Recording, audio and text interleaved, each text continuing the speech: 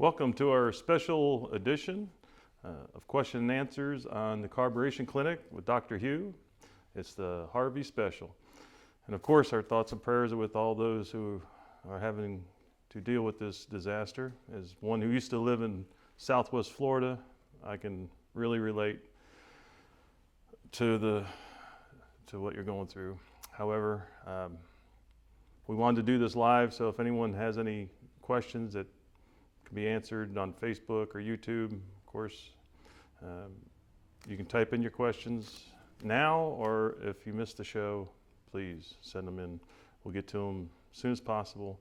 We are inundated with orders and questions. However, our Facebook response is almost immediate, but I'm not promising that, but we have an awesome crew of responding as quickly as possible to your questions.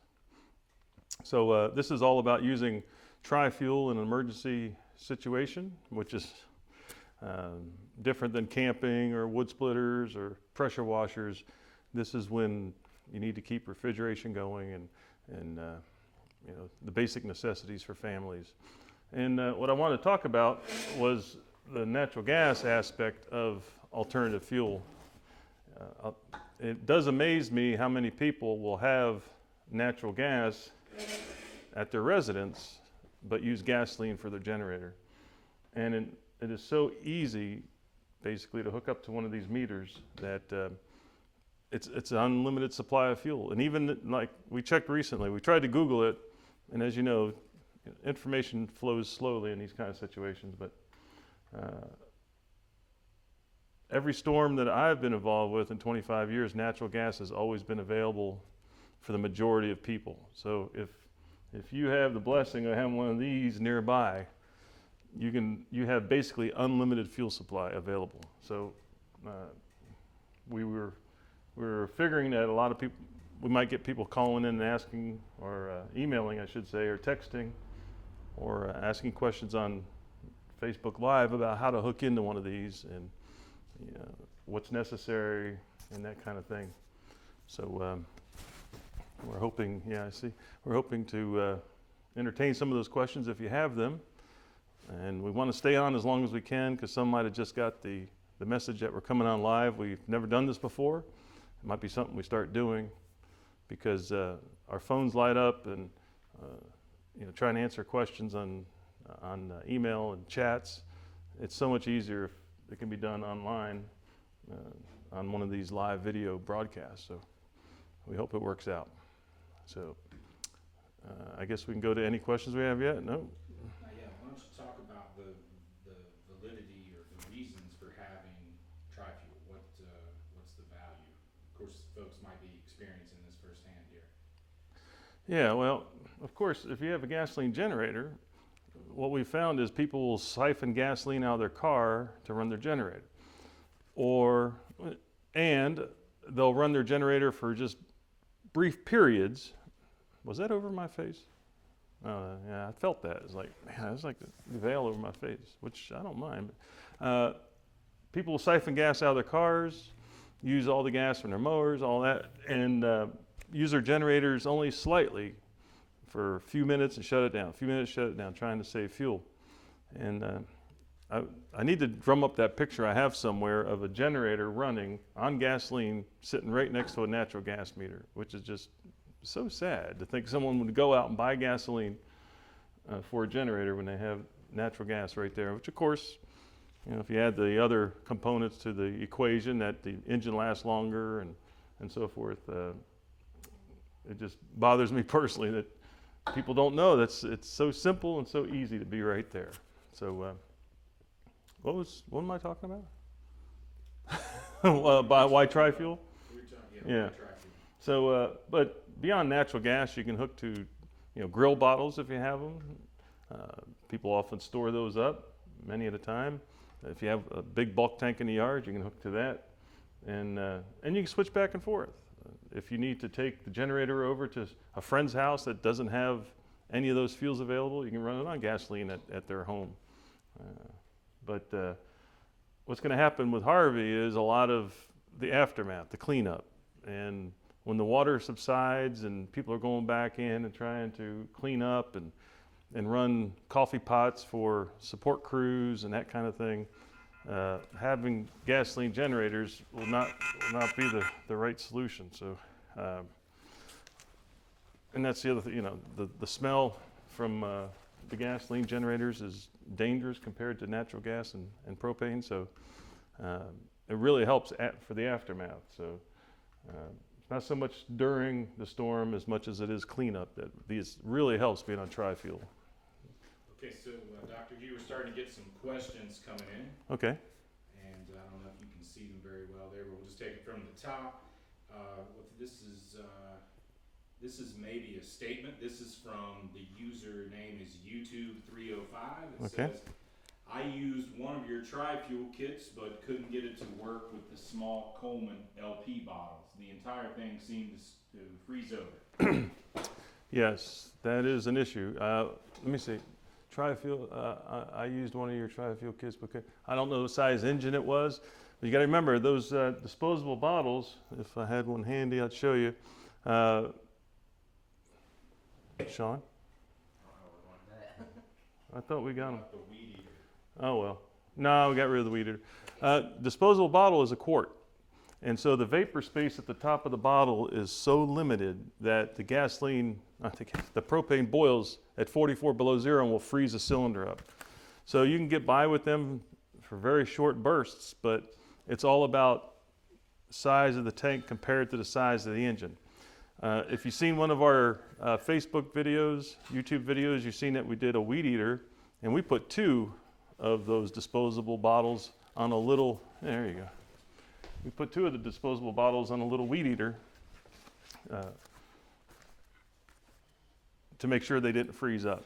And so with this cylinder right here, it's filled up to about this spot right here. And what happens is, if you've also seen the video about what propane looks like inside, you'll know it looks like water up to here. And as you pull vapor off to run an engine, it starts to boil to replace that vapor. And what happens is it'll freeze up, and then you get no vapor. So you have this much gas in it, but you can't get any vapor off of it. Now, one thing you can do is put it in a bucket of water. That'll keep it warm. So if you can keep the cylinder warm, you probably could have kept going, but I'd love to know what size engine that was. Hopefully it wasn't anything over like a 2000 or a 1000. It was a Honda EU 2000. Yeah. So how much gasoline, if you poured a quart of gasoline in the Honda, how long would it run? That's what you could get out of this if you put it in a bucket of warm water, or even get it near the exhaust, but don't get ridiculous. They do have a relief valve in them. It's right here. For people that don't know, this is the relief valve. So you want to stay away from that. So yeah, if you can keep the cylinder warm, you can keep using it. So sorry you had that issue, but just keep the cylinder warm. You could use it next time in an emergency. You get an emergency situation, you can use them if you keep them warm. Okay, Dr. Hugh, we're going to jump over to Facebook now. And for those watching that may have trouble hearing me, you might kind of paraphrase the question back a little bit. I'll work on getting it displayed on the screen. But we've got this. I can read it when you put it over my face. So. Got it. Okay. So this guy, Robert on Facebook says, I've been running my tri-fuel Yamaha through Harvey as we've had several power outages. Initially on gasoline to break in the generator and switched it to propane off our bulk tank. It works great. So that's just a comment. Oh, okay. Excellent. Obviously, your bulk tank's been filled many times.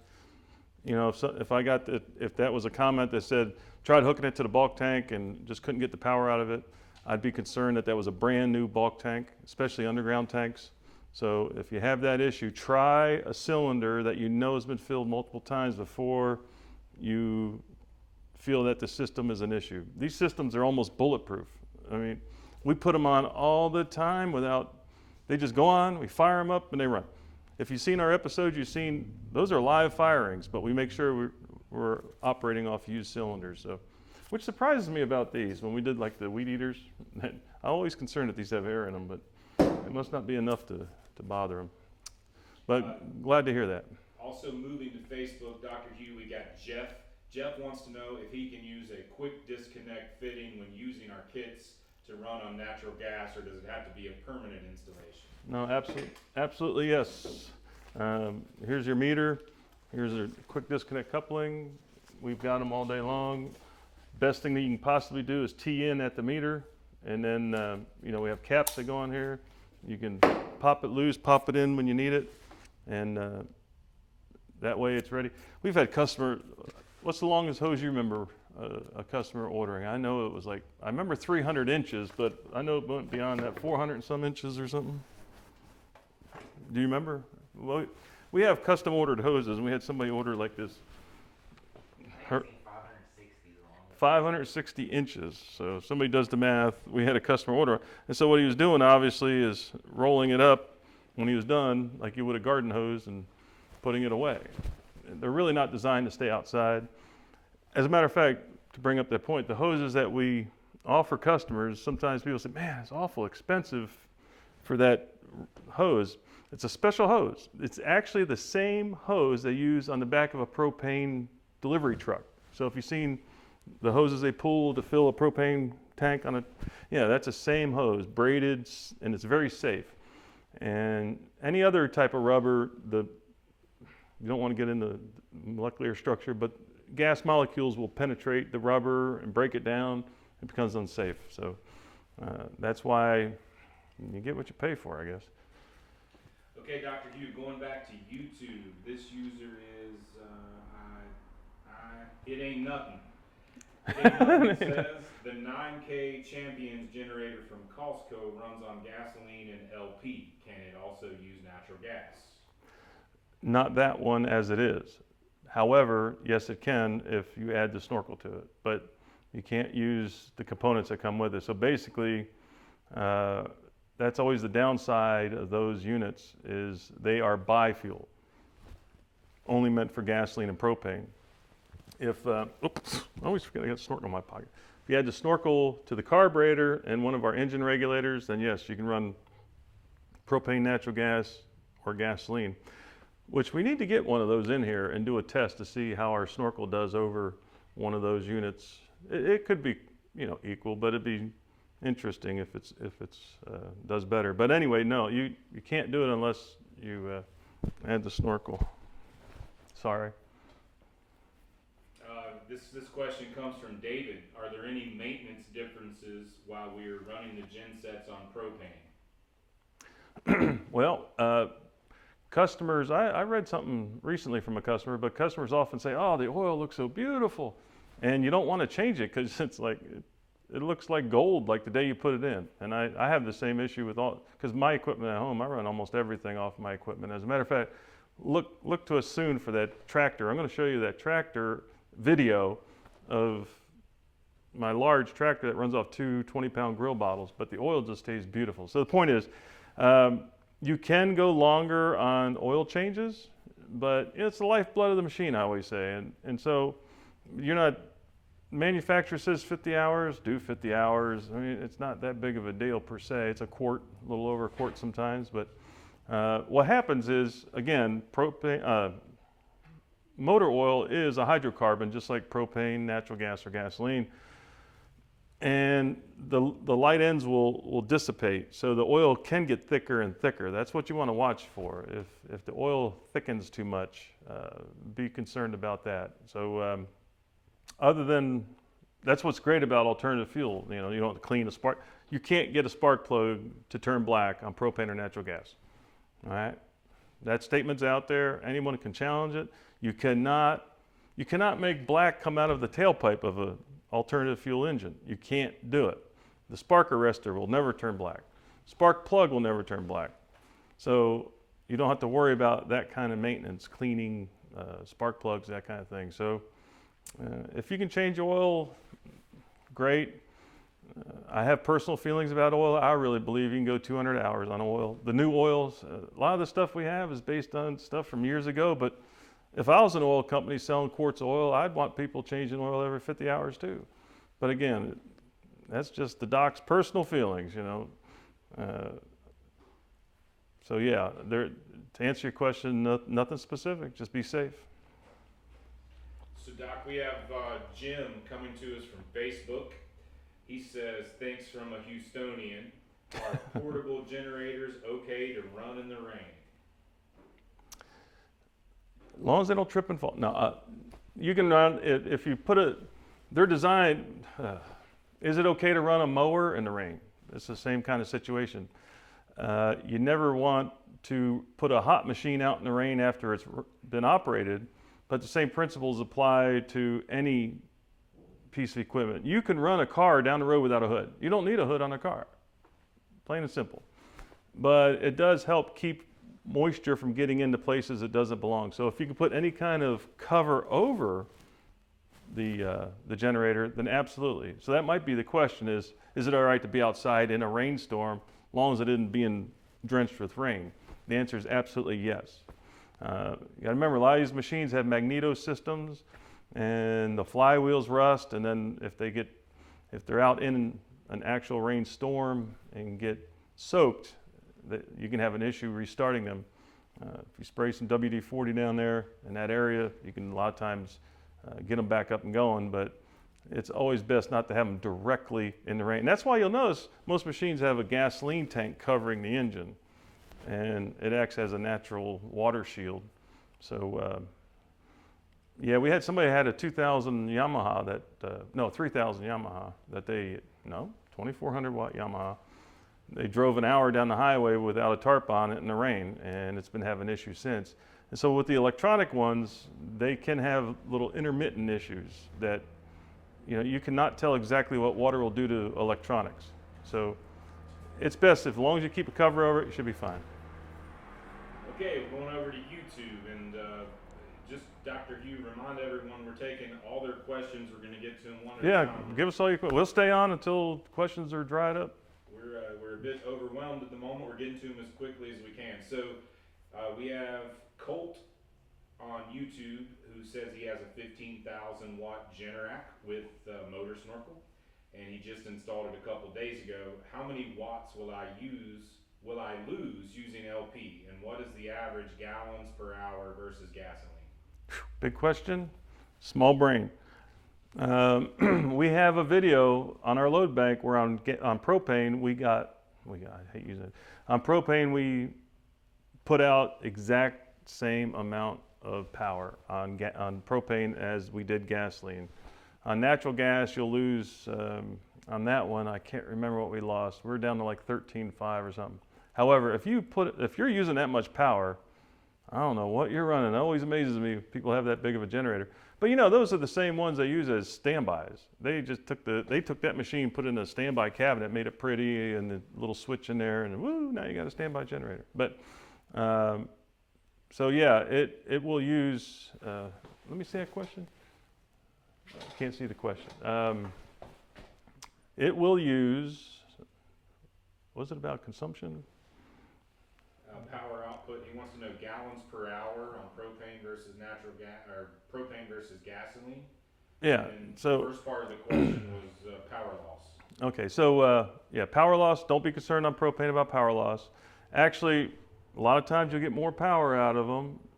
Like I said, I've seen that unit. Well, I shouldn't say I've seen it. I had a customer tell me about one of those glowing cherry red down in Florida because of being so in low elevation. I don't know where you are elevation wise, but remember, with our systems, you can dial in that load block lean, and on alternative fuel, lean is cooler and cleaner and more efficient, so you'll get more efficiency out of it. However, look at your owner's manual. It'll tell you how many gallons per hour it should use on gasoline. Figure the same amount on propane, and you won't go wrong. So if it says you'll use 2 gallons per hour, figure on that if you're under full load. But if you're using 10K is 5K is pretty average. People buy the big machines, but you still tend to average 5,000 watts per hour over a period of time. And I hope that makes sense. You can have a 15K, but it may jump up to 12, 11, 4, 3, up and down, but you'll average out at 5. And people are going to look at me and say, oh, that's what average means. Okay, thank you. So 5K is the average, and if it's 5K, it's a gallon an hour. So almost any generator running a house of any decent size with the basic equipment other than central air, you're going to use about a gallon an hour. I believe I answered that. Okay, let's go back to, we have Facebook here. Facebook. we have James on Facebook. He says, Jim from Louisiana, can you run a Honda EU 500 on economy mode? I'm not sure what that one is, but that's the question. Yeah. Well, if it's EU 500, I'm not familiar with that unit per se, so I'm not gonna. I'm sure must be 4-cycle. I mean, if it's 4-cycle, yes, you can run economy mode. What was it, EU 500? Yeah. All right, our Yamaha 1000, when we put the snorkel on it, I pulled the throttle down to 200 RPM, 250 RPM, and the thing just purred like a kitten. So, I got to get rid of that term. I hate that term. Ever since you did that thing with the cat chasing. So anyway, yes, this should not be an issue, economy mode. I'm not a believer in economy mode. You need to be careful what equipment you have hooked to it, because remember, as you're ramping up the power available, but if it's computer controlled, you might be all right. Computer controlled, it may hold it until it gets there, but if it's AC, and AC generators are turning 3,600 RPM. If they drop down to 2,400, you're down to 70 volts, 60 volts. When you turn on a piece of equipment, it's 70, 80, 90, 100. So you're browning out the equipment up and down. That's why guys will burn up power saws on job sites, because they use economy mode. Now, there's nothing wrong with it. If you're going to do that on a job site, like after the hurricane, if people are going to be cutting wood, doing sheeting, roofing, that kind of thing, and using a circular saw with a generator, any generator, well, the AC generators especially, if you're going to use the economy mode, just bump the trigger. And what'll happen is it'll come up, then squeeze off. Don't just squeeze off, because now you're expecting the thing to supply power all the way up.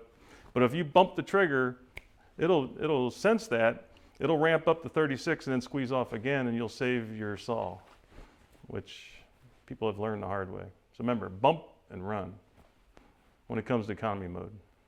Okay, going to the next question. This one's over on YouTube. Now, excuse me, did I see we have like 200 in the queue? Or is that wrong? We have over 100 viewers right now. Okay, I thought we had a couple hundred questions in the queue. I was going to be like, I gotta go eat. No, go ahead.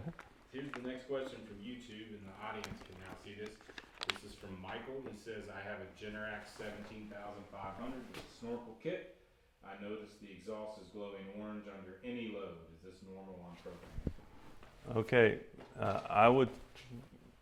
to me, that's just running rich. You gotta remember, it's opposite on propane, natural gas. Lean is cooler and cleaner. But yeah, that machine, it can glow red. I told you there's orange, red, it can get hot.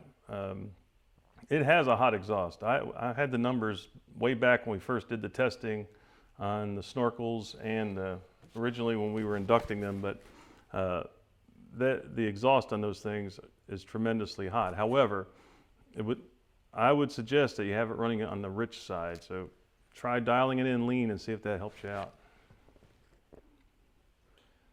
All right, so we're going to go over to Facebook now. We have Scott that says, I installed your gas LP kit on 2 of my generators 2 years ago. How often do I have to exercise my dual fuel generators with gasoline versus LP? How often to operate it on gasoline too? I would never put it on gasoline, but if you're talking about exercising, I have a standby generator at home, a 20 kW standby, and I never exercise it. So it's up to you. If you want to exercise it, fine. I'm not a believer in it. I think, well, I don't want to say anything negative about some, everything anymore is about making money. People want subscriptions. They want you to keep paying for parts and that kind of thing. When it comes to alternative fuels, I have seen units sit for 20 years and fire right up and not even have an issue. I'm not suggesting that, but what I'm saying is when it comes to exercise, the main thing is battery. If you have a battery maintainer, you take care of the oil, and of course the oil part of an engine on most machines, or a lot of machines, is affected by temperature. So if the machine is in a controlled environment and is not subject to extreme heat and cold, so you don't get sweating inside the engine where you have water in the oil. Me personally, I wouldn't worry about it too much, unless the best thing to do is if you know before, the season's coming, like for hurricane season, if you know it's coming, check it out, make sure it's running. But like I said, battery maintainer, check the oil. Other than that, there's not much you have to do on a machine. Think about a stove, a gas stove. You have a gas stove. What do you have to do to make sure it's going to work? There's nothing to gum up on a stove, and the valves, they won't gum up or go bad on you. So that's what's so awesome about propane and natural gas. It's just so clean, and there's no sugar to cause issues. So when it comes to exercise, it's personal decision. But if it's under warranty and the manufacturer recommends it, then you have to do it. But other than that, me personally, I wouldn't worry about that much. Okay, next question. This one comes from M. Davis on YouTube. What is the best way to set or adjust the propane bolt in the supplied T for a 75% load? When you have the load on it, where's my load block? Okay. Let me stick a fuel fitting in it this time so we can tell it. I never have a fuel fitting in this thing. So when you have the load on it, this is the way I always do it. I always take the nut out of the way, and as the engine's running, you start dialing in on the load block, calibrator. And if you have the tachometer, watch the RPMs. That's what's great about the tach. You'll start seeing, you turn it like that, you'll see it drop 5, 10 RPM. You go, oh, okay. And so bring it back until it's at its highest point again. And I should have said that to begin with. So you're always trying to find the highest number. Some units run at 6750, 6710. Some run at 38. Some run, whatever the highest RPM is, you're always shooting for the highest RPM on the leanest side of the setting. So at 75%, dial it in, the RPM starts to drop, bring it back until it comes back to the number you like. Take your nut, you're done. You don't have to tighten it with a wrench or anything. So that way it's ready to adjust next time. So that's as simple as it is. That's why I suggest adjusting it as often as possible. All right, the next question comes from Daniel via Facebook. Thoughts on using a garden hose outside to run natural gas to the generator, all outside and no enclosed spaces? What was that? Daniel, hey, it's funny. One of my best friends I ever had went to his house for dinner, walk outside, and I see a garden hose from his propane tank going into his house. And I reached over and touched it. It was like mucky. But anyway, it worked. But I think I mentioned it earlier. The molecular structure of alternative fuel, natural gas propane, will work its way through the jacket and out. There's a reason that these rubber hoses are as thick as they are. Of course, for liability and industry reasons, I have to say you should not do it. It's against code. And you got to be concerned too if there was an issue, insurance-wise, otherwise, But emergency situations sometimes, all things are open, and I don't know what that term is, but there's like no rules in emergency sometimes. So it will work. If that's your question, yes, it'll work. It won't work over a long period of time. By the industry standards, it would be considered unsafe and not recommended. But it will work. But it's not recommended. But it will work. And I'm not telling you you should do it, because I can't. But it'll work. But don't do it. All right, so now we're going back to YouTube. We've got Jonathan. Jonathan says, can you comment on other solutions for the EU 2000 do-it-yourself drill to carb and the one the guy in New Jersey sells? Guy in New Jersey. Can I comment on drill the carburetors? You know, the least expensive system we offer is the one where you turn the carburetor into an alternative fuel carburetor. So it's biofuel, it runs propane or natural gas.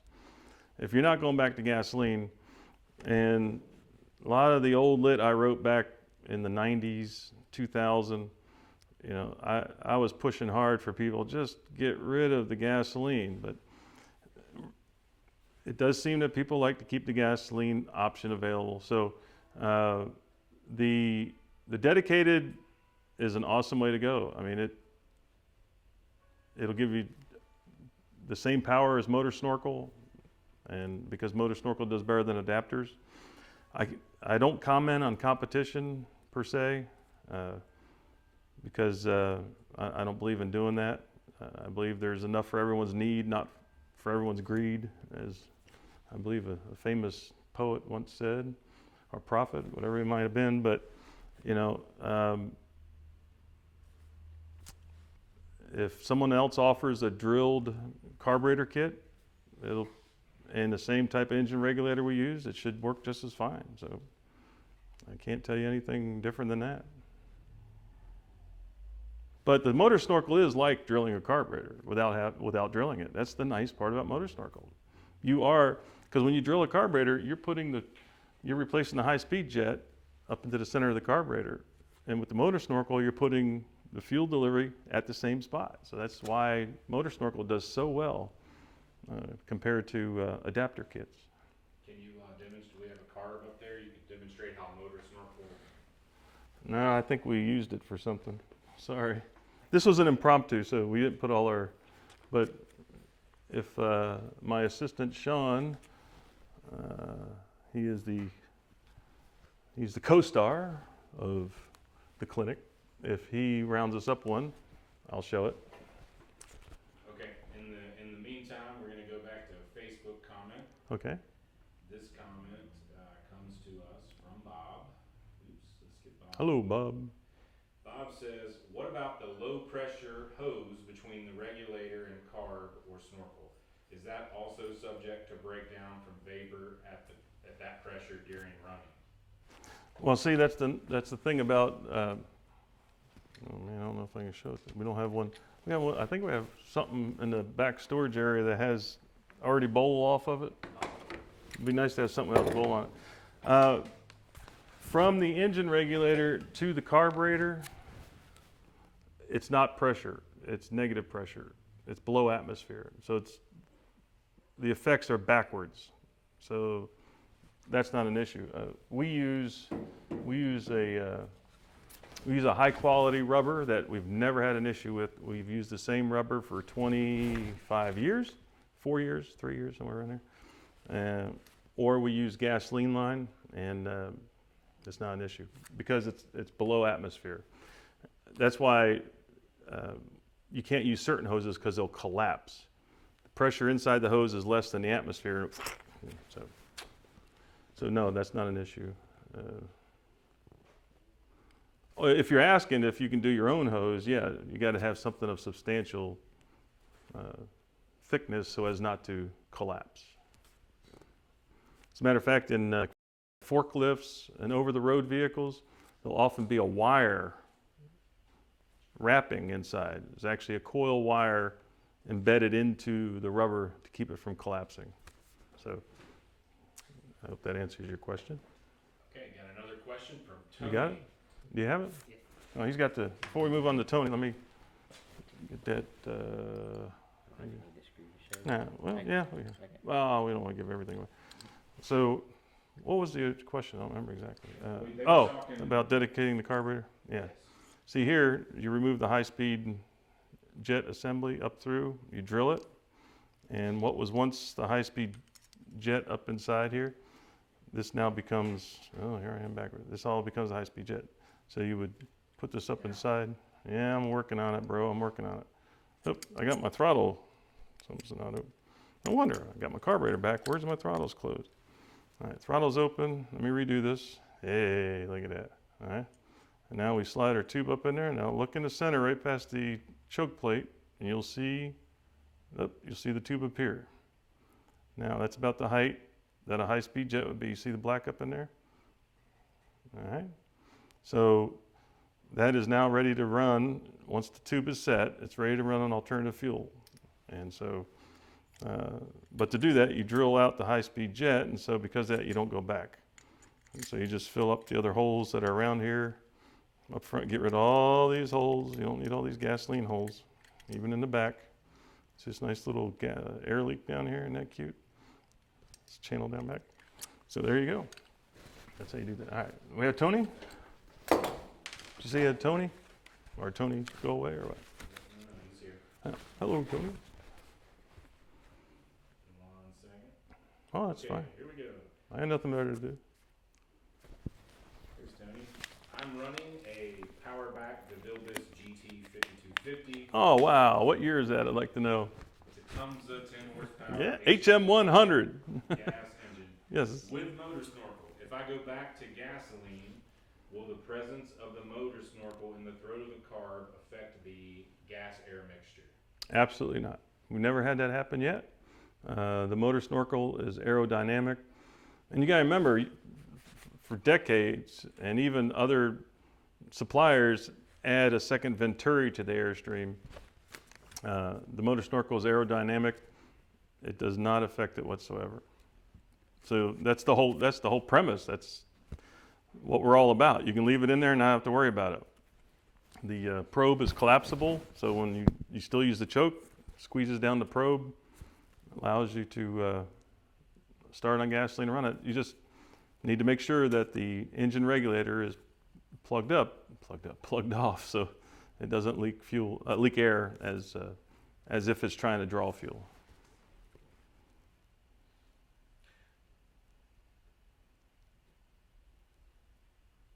Checking for additional questions. Oh, that's fine. Dr. Yu, let's see. Right now, I think we're caught up Hey, on cool. questions. We could go back. I know you mentioned before you talked about your tractor, so now we have a little break. Maybe we put that up. I love my tractor. I mean, you can show that all day long. Yeah. Go ahead and introduce this, and we'll put it up. This is my John Deere 2010, built in the early 60s. It has a 6-foot brush hog on it. And this is my caretaker out there at the property. He was using it to whack down some area on the property that had, he was taking out 2-3 inch brush with that thing, and it just powers through just as beautiful. That's why I want to do a video on it. I want it, just to hear that thing you hit the key every time. But on gasoline, oh, that thing aggravated me to death. I could never keep it running. Oh, it's horrible, but that is such a sweet running machine. And it has that neat transmission system where you have forward and back and all the little gear hand. It's a neat unit to show. We need to get it on there. But you'll see, when you saw in the pictures, there's actually 2 so-called 20-pound grill bottles, which are, in this case, 15-pound bottles. So no freeze up. This runs perfectly. So yeah, we're going to be doing the ZTR, John Deere ZTR 475, I believe it is. And we'll be doing the Harbor Freight trencher and showing how, because right now that thing, you get it on an angle and the carburetor acts up and it's just annoying. So we're gonna get that one cleaned up and looking good, and then we're gonna put it on propane and have that as a video as well. But I'm thinking I might have to get one of those cylinder racks at my house. Yes. We got another one here. Okay. This question comes in from YouTube from Dennis. All right. Can the snorkel be used for long periods of time, or does not using liquid fuel affect the cylinder wall by lack of lubrication from both fuel and oil? See, that's the thing. That was on Debunk the Junk one time. Gasoline doesn't lubricate. I mean, it ignites. As soon as, piston top dead center is like bang, but yes, I know when it opens, it's drawing gasoline vapor. Gasoline has to be vaporized in order to ignite. If not, you get black smoke. You're trying to burn liquid. So a lot of that lubrication idea is still around from 70s and 60s when lead was added to gasoline for lubrication, but that was only for the valves because the valves rotated. So I guess we need to go to the Yamaha. You have that stock photo of my of that 6600 Yamaha we have in the showroom. And this is a true blue 6600 Yamaha from circa 2000, converted to propane, never again operated on gasoline. And the engine meter is coming up. So you see it's had nothing but this adapter on it. And I never can remember that number. 6,753 hours and a half. And it was abused. I sold it to somebody and they wanted a new generator, so I bought it back just because of nostalgia. And but anyway, it does not have a cylinder issue. There's nothing wrong with the cylinders or valves on this thing. I believe they rolled it over a hill or something. But anyway, I've not touched it. I like it the way it is. I just think it looks so nostalgic. But so I hope that answers your question. If this thing ran 6,700 hours, I think we did the math at 70 miles per hour. If it was a car, it would have went like 400,000 miles. So don't be concerned about it. We got that too. Here it is. Oh, is it? Yeah, there. 1 hour equals 70 miles per hour. This thing would have went 4,040. Yeah, you see the number. I can't see it because it's kind of blurred out from here, but so I hope that answers that question. Don't worry about it. Here, it amazes me, propane lift trucks, and they're dedicated. You go to any factory that has propane lift trucks, it's very rare to find a biofuel lift truck. I used to do biofuel lift trucks for people, but it was a very rare instance where they wanted it. Typically, we put a propane carburetor on it. Never an issue. I mean, they run for, as a matter of fact, we should show our propane lift truck. It's an old Heister. It's a cute little thing. Isn't it a Heister? Oh, little Clark. That thing just runs so beautifully. We got it as a gasoline unit, put it on propane. Fires up perfectly every time. Just a sweet machine. I wonder what year that thing is. But anyway, 70s. Yeah, so don't worry about it. Don't worry about it. Don't worry about it. Okay, we have some more questions.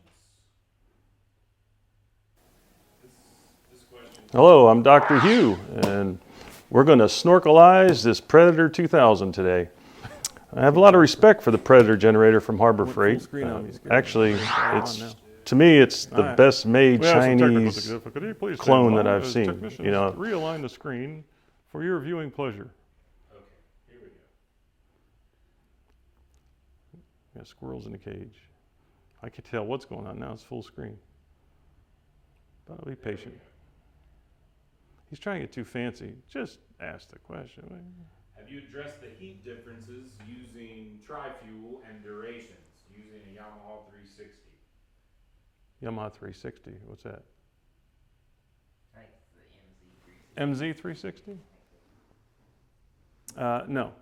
What was the question? Have you addressed the heat differences using tri-fuels and durations?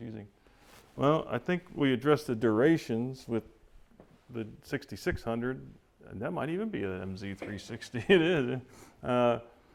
But yeah, years ago we did that. Oh man, I was trying to think what unit. I mean, we've done units in the past where we've done heat tests, and you kind of get past that. You're like, all right. When we first started selling systems, that was always a question, And again, I have that saying, the world is full of experts. Well, experts were saying, oh, it's going to run too hot, which always amazed me because alternative fuel is lower in BTU. They'll say it'll run too hot, but it'll lose power. Like, that's interesting. So anyway, we did all the heat testing way back, and I've never gone back to it because it's kind of like once you do it, you kind of lose interest in it. But it probably is something that we're going to be doing a bunch of little videos, 1 minute, 2 minute videos, and that's most likely one we'll do a heat test with propane, natural gas, gasoline, show you the exhaust temps on each one of them, but it's just not an issue. I mean, propane lift trucks don't run hot, and I know they're water cooled, but these, we just don't have that issue. My tractor runs fine. But yeah, we'll get to it. Sorry, we don't have that footage yet. Okay, we're gonna go back to, this question's going back to YouTube. Jonathan says he's adverse to bolting the regulator to the side of his EU 2000. Is it possible to mount it separately?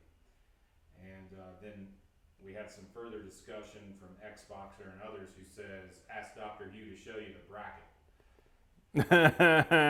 You gonna make us pick it up? Yeah. Well, we do have a special bracket that you can order that the engine regulator mounts to, and it allows for the tachometer to be. It has the holes already made for the tach, just screw right on, and it has multiple holes in the back, but does allow you to drill additional holes, or if you want to find an aluminum bar or something of that sort, we can show you what we did on. We have that Predator near. Yeah, there's the Predator over there. We're going to show the Predator real quick. My assistant Sean will bring that over. Yeah, I'm plugged the tail into that. All right. Don't make me have to pick it up. Oh, let's get up here. All right. Now I'll tell you what. Help me hold it up to the camera. Well, maybe I can put it on the stool here. See how that does. Nope, not very good. But Camera can come down. that's all right. See that? These two bolts are reusing original bolts from the machine. Well, we made them longer, of course. Well, we didn't make them longer. We bought them longer. It'd be hard to make them longer, wouldn't it be? Yeah, I think so. So we used longer bolts and reused these two holes. Made a beautiful mounting system for that, and did not have to drill anything in this unit. And so yeah, that's what's nice about this bracket. You can do it with that or anything like that. Look for mounting holes like on the side here. See these holes here? You can put a bar from side to side with longer bolts and a spacer and drill the holes for your bracket. I mean for the regulator, and mount it right here. So look for ways of doing that, and you don't have to worry about drilling into the cabinet. Get that thing out of here. Thank you, Sean. All right. I got my stool back. Ah, falling apart. Did I take care of that, you think? Yes, it did. Okay, good. So we have another question here. Yes, sir.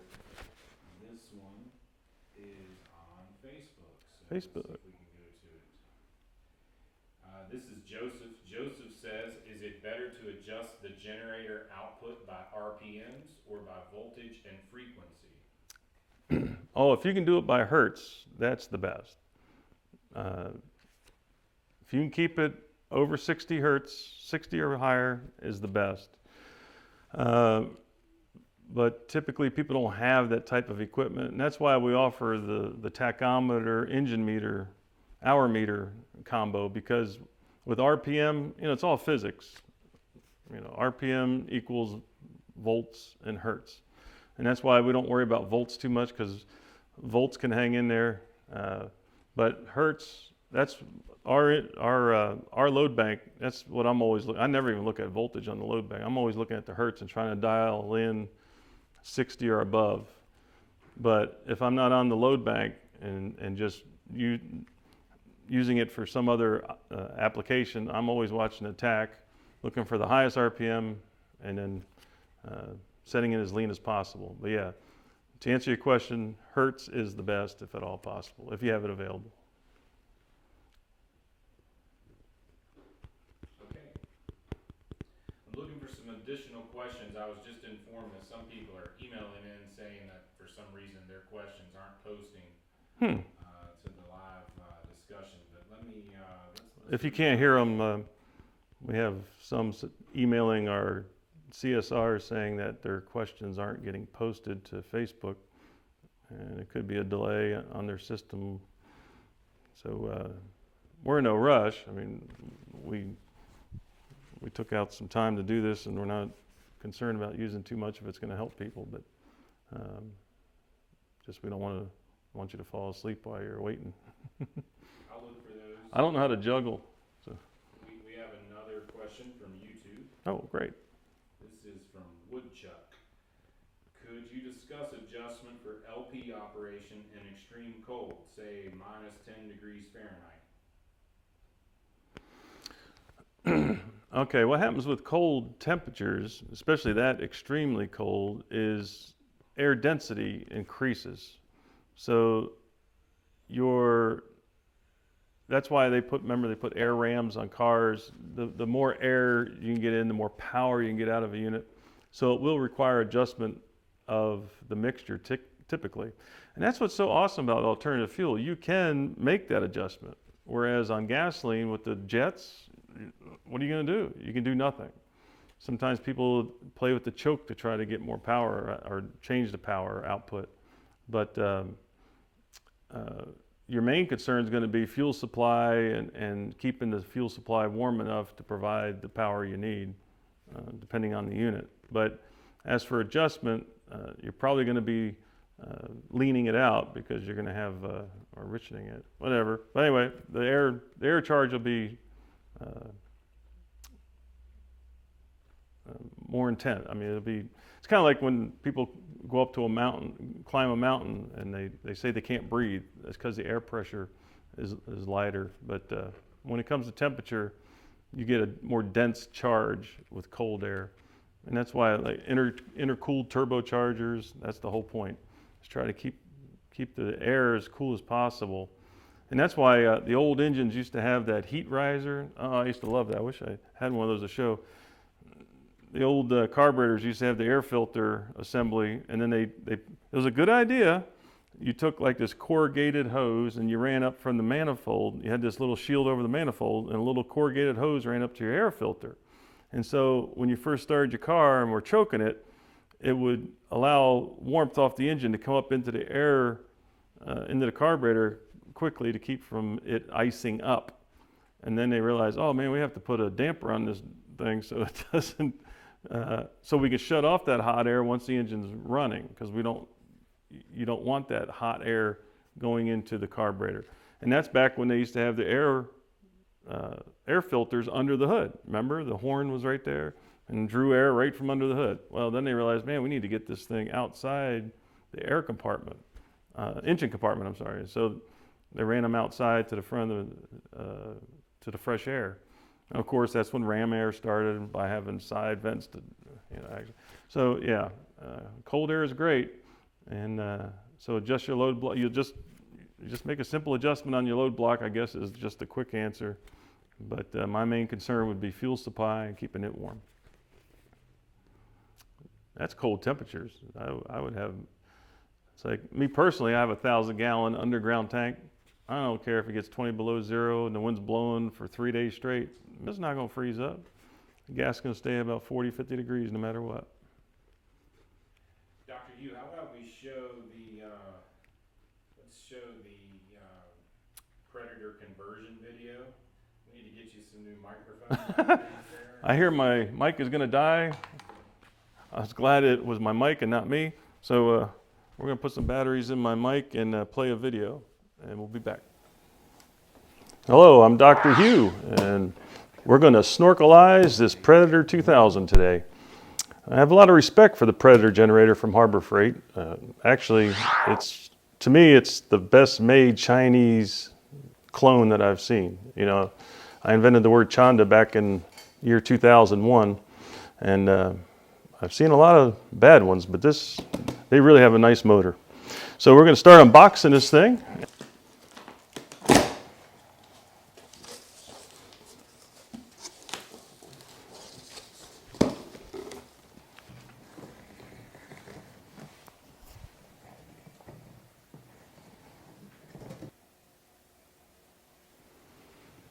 She's fresh out of the box, so of course we have to run it for 2 hours on gasoline.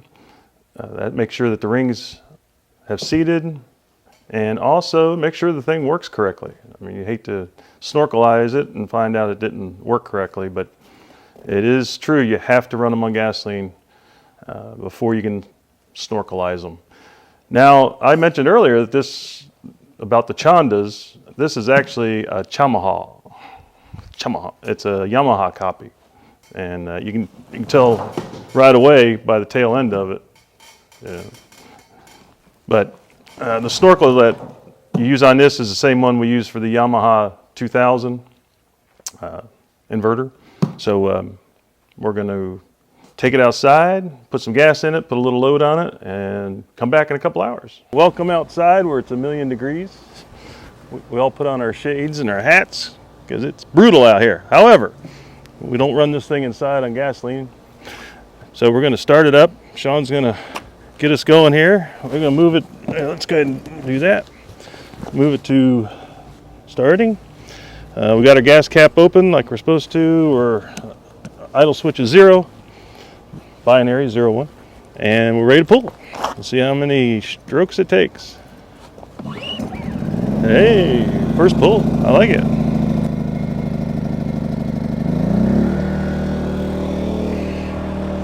They say to wait on the output light, 66 decibels. This sounds about right.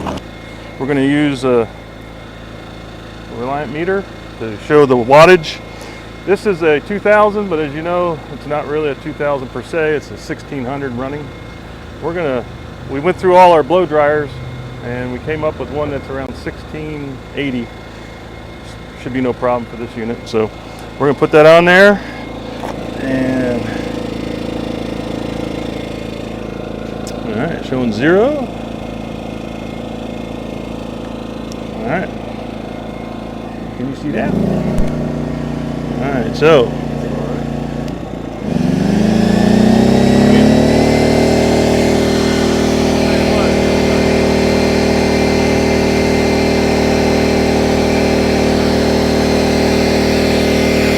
switch it to showing the amps, just over 14 amps.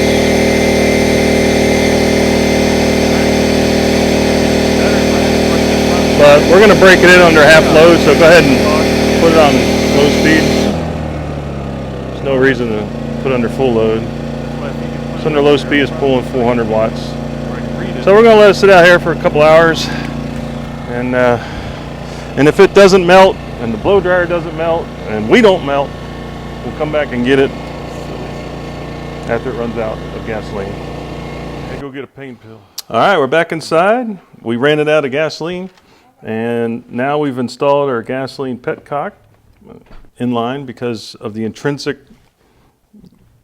valve that shuts off the gasoline and the spark at the same time. You can see how we've added it to the spark plug access hole. That way you can move it to change the spark plug, and it's still easily accessible to turn on and off for alternative fuel or gasoline operation.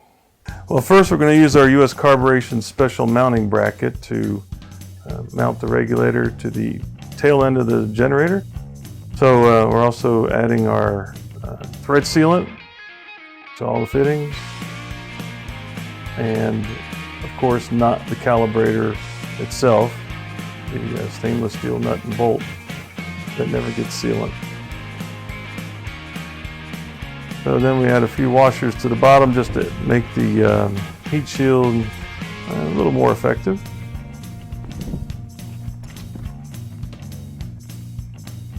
There's an access cover for the spark plug, to change the spark plug at the top, because this is an air-sealed cabinet.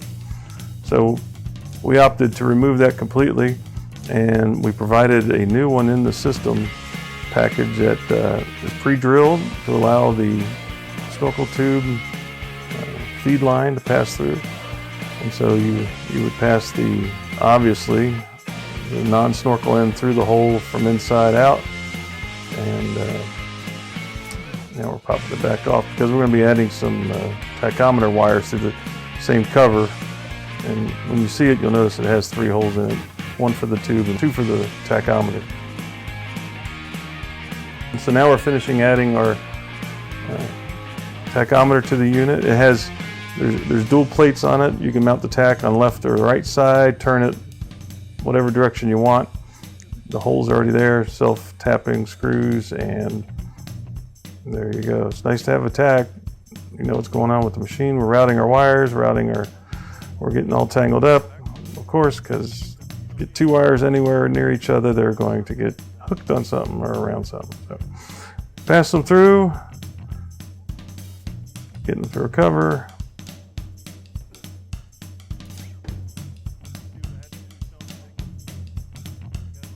And so now we're through there. Now we've removed the nuts that hold the air horn onto the carburetor.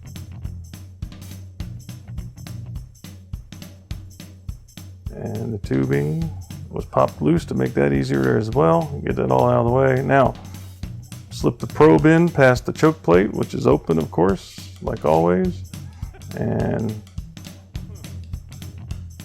the rubber will slip right over the studs. We opted to leave the original OEM gasket on there. You can leave it on, take it off, doesn't matter. Now you put the air horn back on there with the original OEM nuts and pop the hose back on. And now the snorkel is on board and ready for operation. The hose can be cut to length if it's too long for you. We found it to be just perfect. But we give you wire ties. You can wire tie the tack wires to the tubing.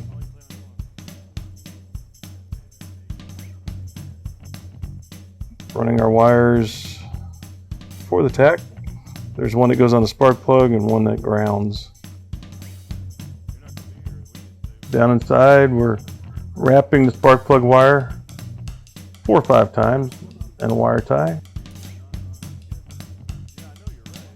So we're bringing it inside. We give you a little horseshoe type electrical connector to slip underneath that ground nut. Now it's interesting, there's a tapped hole in the bracket inside right above the unit ground, right below the green wire, green yellow. Above that was a pre-tapped hole. So we give you a screw in there to put on that horseshoe fitting for the wire and just screw it right in that hole and you got a ground. And now we put our cover back on, put our screws back in. And now we're going to connect our fuel supply up, which is of course 3/4 inch, 3/8 flare. You can put a quick disconnect, you can do whatever you want right here, but we're just doing the basic NPSK 6-foot hose with all the fittings you need to hook to a cylinder.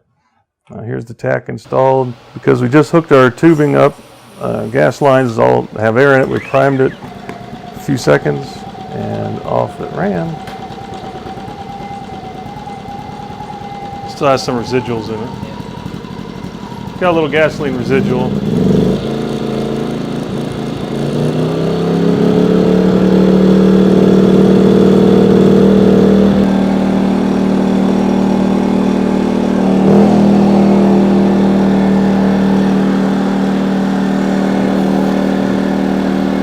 Fired up.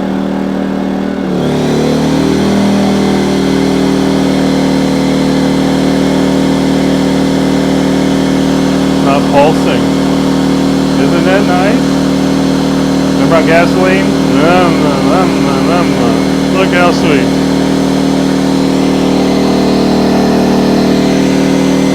It's saying overload, but it's still running. So go ahead, take it down. So we can safely, we can overload it. It keeps running on propane. The gasoline, it couldn't even handle the overload. One more time for fun.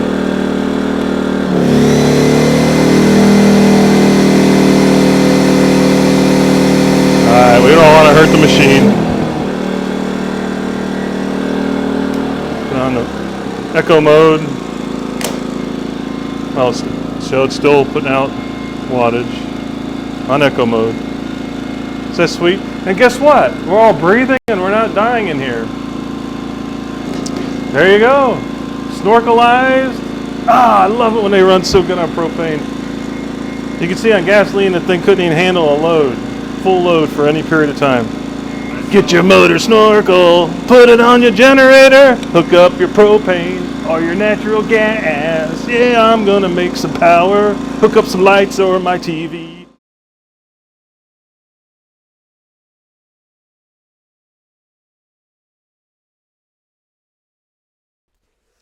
Mic check, or can you hear me? Hello? You're on. Can you hear me now? Can you now? All right. I'm still disappointed about you leaving that silly song on there, but we're back. Glad you could join us. Gave us all an opportunity to take care of business off the set. I did want to mention too that we've had customers telling our service reps that there's issues also, of course, in Louisiana, but we didn't realize that we have deer people are having issues in Mississippi as well. Apparently the news media is not caught up to Mississippi yet. So we'll be thinking about you folks too as well. So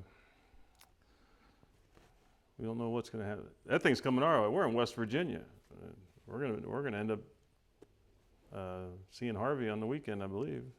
They don't know. There's a cold front coming our way. I don't know much for talking about weather, but with that thing, with him heading our way, we're bound to have some issues this weekend ourselves. So nothing like what's going on down there.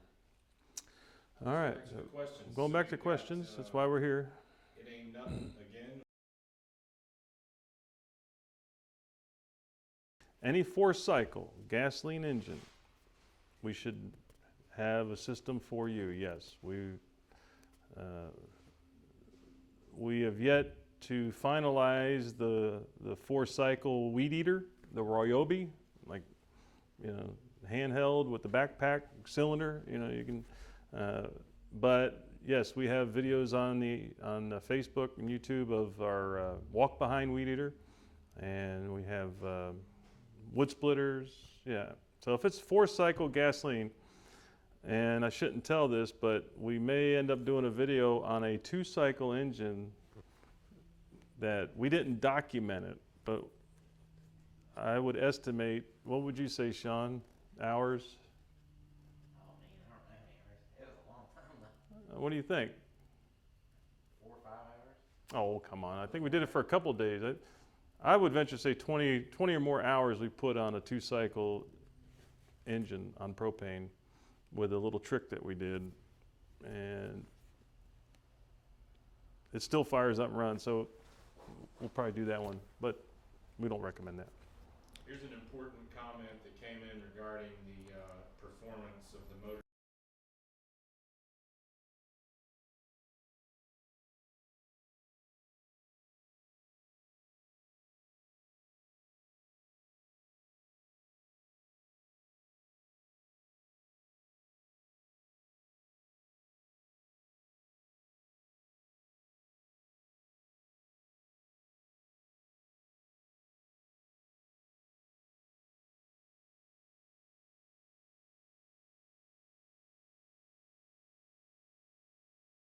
Version, it's an adaptation. You're just adding the ability for the unit to run on propane or natural gas. If you're going to use gasoline, then yeah, you need to run it every so often to keep that gasoline from looking. Do we have a sugar bowl available? Yeah, I mean, if you don't, then sugar builds up in the bowl, builds up on the jets, and gasoline itself is a natural, not natural, but it'll sort of cleanse. But you gotta remember, you're not dealing.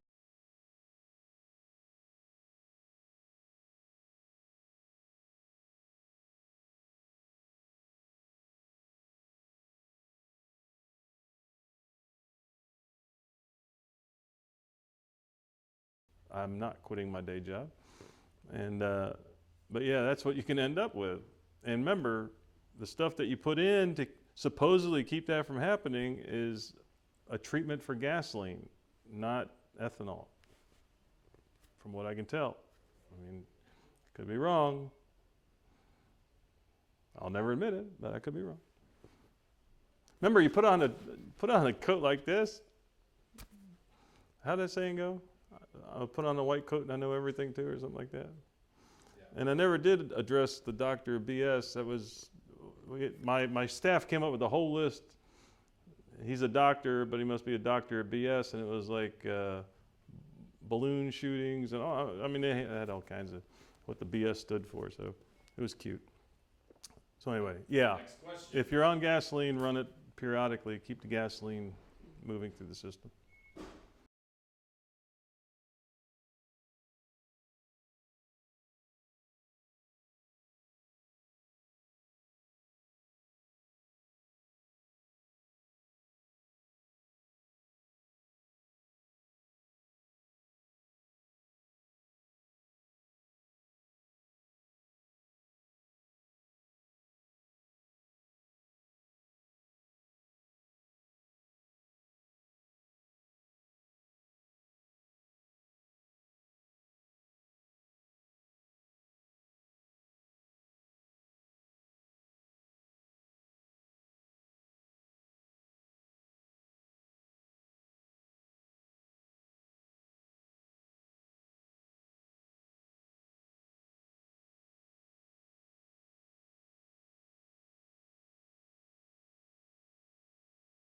I have the priming pin.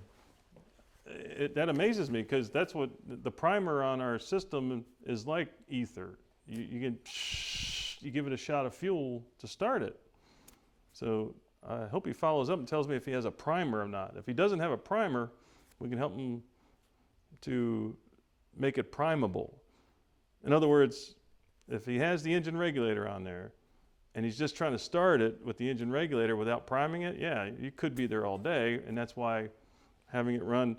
And what's happening is when you run on gasoline and turn that off, you have residuals like you saw in the Predator video. If you didn't fall asleep through that, that's where it can help make the difference. So I'd like to know if you have a primer on that. If you have a primer, you should not need ether. Ether's not good for an engine anyway. I hope that helps. All right, let's go to another one. This one is from YouTube. We have Mark.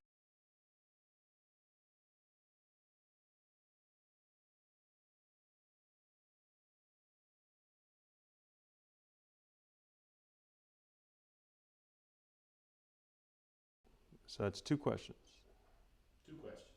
I can't speak for safety. And, this world we live in, liability is an issue. Now, if you asked, what was the part about the engine on gasoline, Brian? What can folks who haven't yet gotten the kit do to get their gasoline units running again if they're clogged up? Okay, most gasoline, if they're clogged up. Oh boy. Well, there is a trick, but I hate telling it because of safety, How can you tell a story about how to do that without being liable? You know what I mean? Because, I can tell, is it proper to tell a story of what I did one time, Brian? I had a neighbor when we were in a strip center who had a 5-horse, this is down south, he had a 5-horse edger, gasoline edger, Briggs & Stratton, I remember that. And boy, it's an old story that I forgot about. And a buddy owed him money and didn't pay him, so the guy gave him the edger. And it's a nice edger.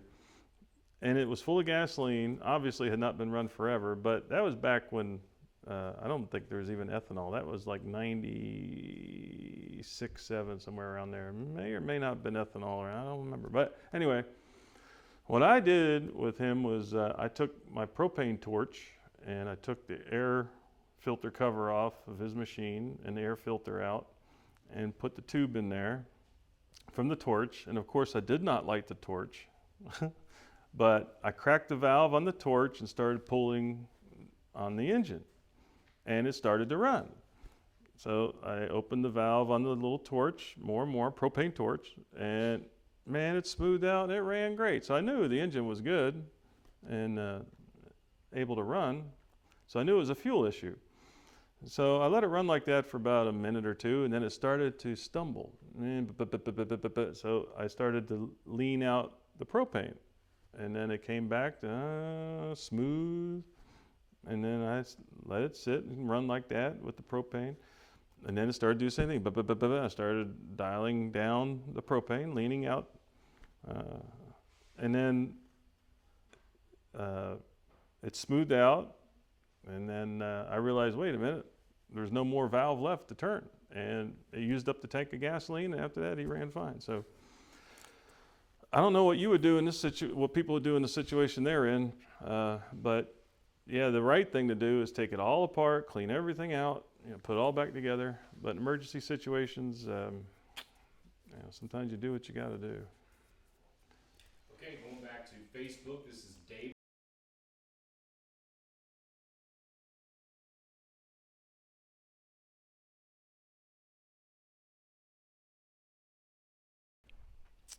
Man,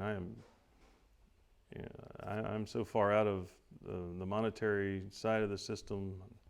I know that that's a 2-barrel, and those 2 barrels, that's our most expensive motor snorkel. I know that because it's the most labor intensive to build. But I do know it does amaze me how that 2-barrel system is less expensive than some people are selling a little dedicated kit for. So does somebody want to give me a 277?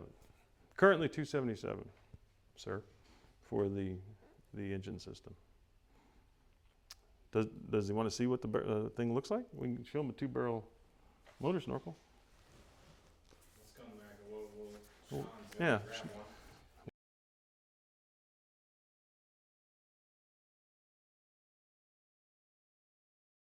The black one I showed, our mounting Yes. bracket? Absolutely, that's the whole point of it, yes. Let me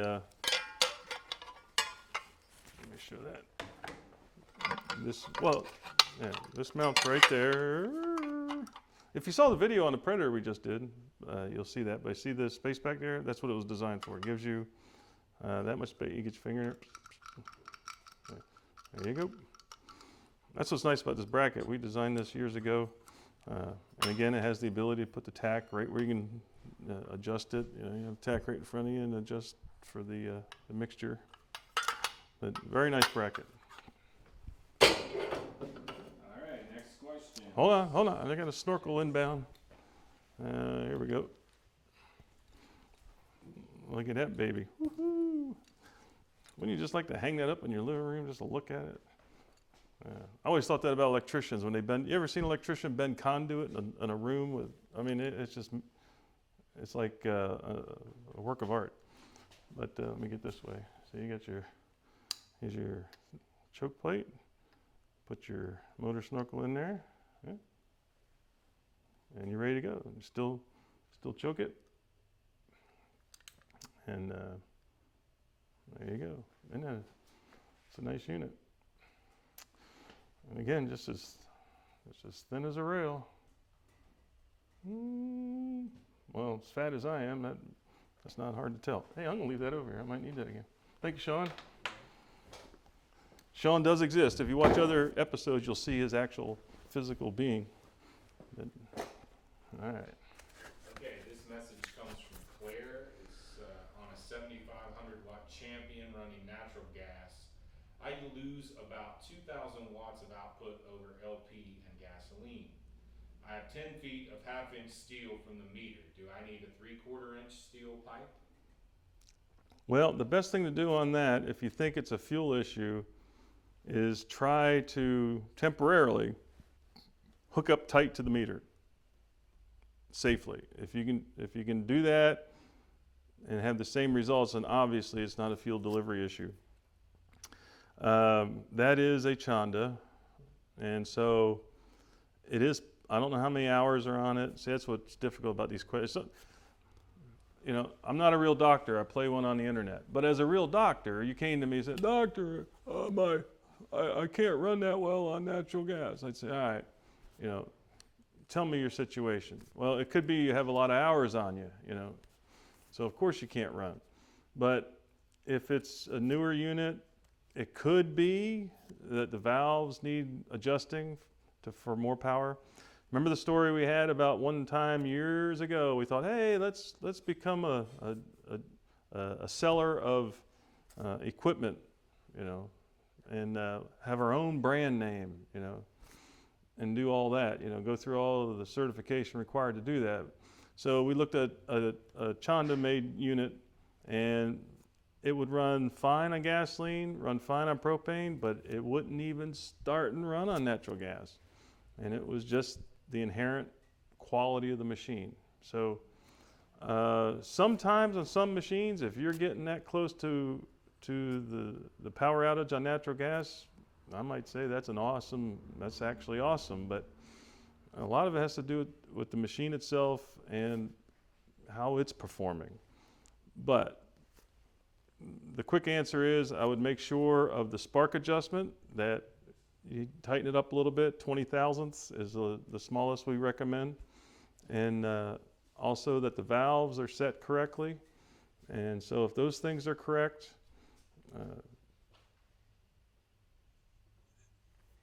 it should be, if the engine is in top shape, it should get close to the rated wattage. It's not unusual to lose some power on natural gas. That Predator we just showed, we had it within 50 watts of full power compared to gasoline. 50 watts. So I say that's pretty good. So anyway, I hope that helps. I would definitely, not knowing the hours that are on it, I would definitely check the valve lash, make sure it's good. Spark plugs are good, not a lot of hours on it, and adjust them to 20 thousandths. Okay, next question. This one comes from Woodchuck. Is there a way to automatically adjust the fuel-air mixture based on temperature for unattended operation? No. Next question. Sounds good though. I like that idea, Woodchuck. Yeah, there you go. I have several patents. Go get your own. It's a patentable product. Have fun. No, it's there is no at this time there is nothing for that. But I don't know what to say about it. It's a good question. I mean, there's so many things that could be done in this industry, but people don't want to pay for it. I mean, that's basically it. We have ideas for some tremendous product, but we don't develop it because you're not going to get your money out of it. And then people complain that you want to go to China to get stuff made. And so our motor snorkel's all US, 100% US. So that costs, and people don't want to pay it. So you only provide the necessities. And so in this case, yeah, there could be something to do that, but there would be a low demand on that actually. But off the record, I wouldn't mind discussing some ideas about how to do that, because it wouldn't be that difficult, with thermistors and that kind of thing. Kind of a fun project with an Arduino, if it can handle the temperatures, which I'm sure it could. Now I'm just rambling on because... Yeah, let's move on to Scott's question here. Scott says, is there a limit to the size of the engine the snorkel will work on? 20 horsepower V2 Kohler, for example. All day long. No, we do all the 2 barrels that I know of. Once you get above the 2 barrel, once you get into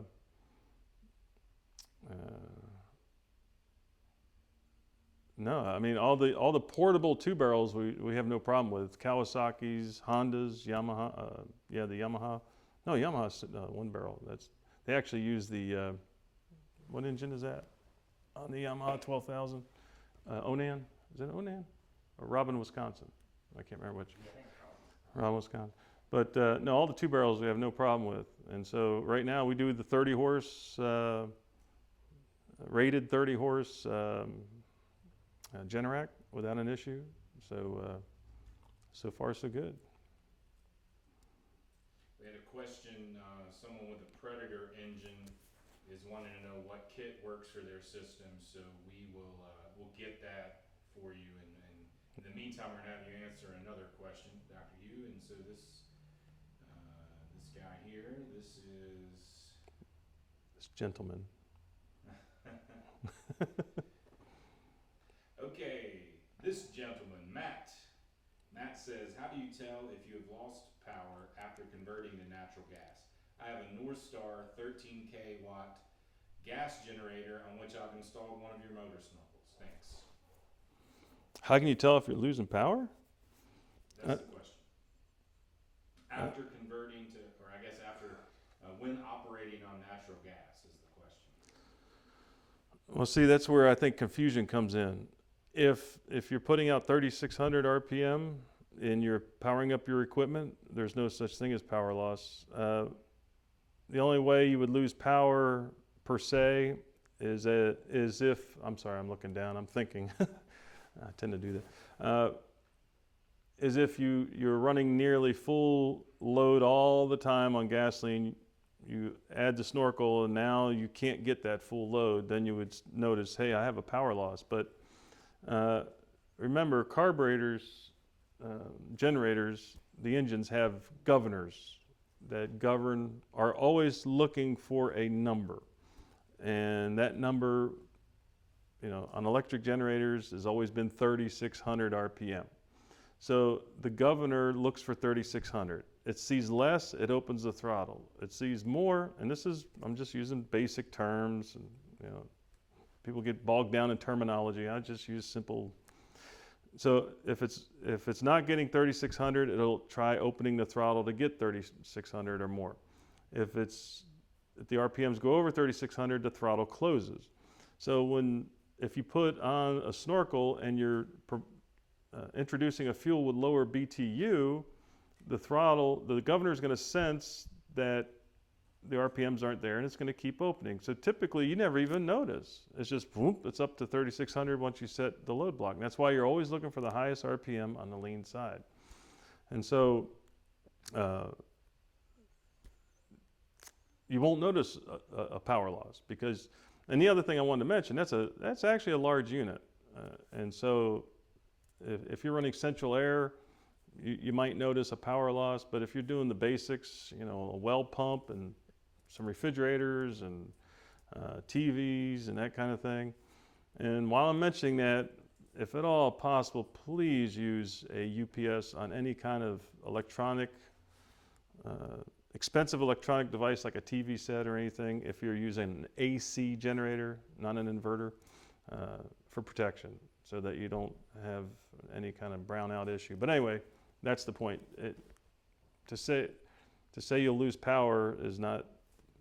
Boy, I hope I answered that. I'm kind of getting wrapped around myself here, but I can't imagine you would even notice a power loss on that machine, even though there could possibly be a high-end power. I'll tell you where you definitely would notice a power loss on natural gas or propane when it comes to a gasoline engine, is if you have an F-250 pickup truck with a trailer on it and you're climbing a mountain.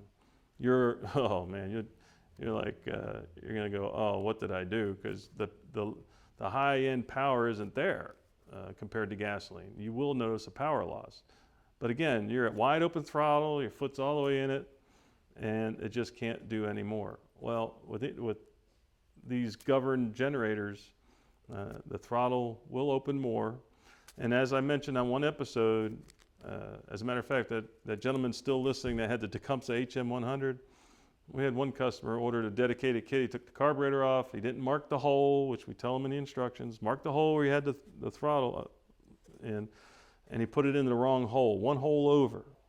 And so I took a tech call, and he's telling me, hey, I'm getting 240 out of my 120 outlets. I said, sir, the only way that can happen is you're running 7,200 RPM, which he was. And how that HM100 lived through that, I'll never know. But that motor had the ability to put out 7,200 RPM. And so the governor keeps it down at 36. So years ago, they used to bank in some extra power in these engines. They're not so generous anymore with giving you extra power, which I hate rambling on, but motorhome generators, people with Onans that run at 1,800 RPM, they have double the power available, basically. I mean, they run at 1,800 for noise, keep the noise down, vibration, but those machines can do 4,000 or 5,000 RPM. So think about all that throttle that's available. You could probably run it on cow gas if you could figure out how to hook up a cow. But anyway, I hope to answer your question. All right. Somewhere in there should be an answer. Move on. We've got Bob here. Predator has a 15 kW twinned. They claim it may be fuel injected. Have you done a snorkel for that? A fuel injected would not use a snorkel. So no, we have not done a snorkel for it.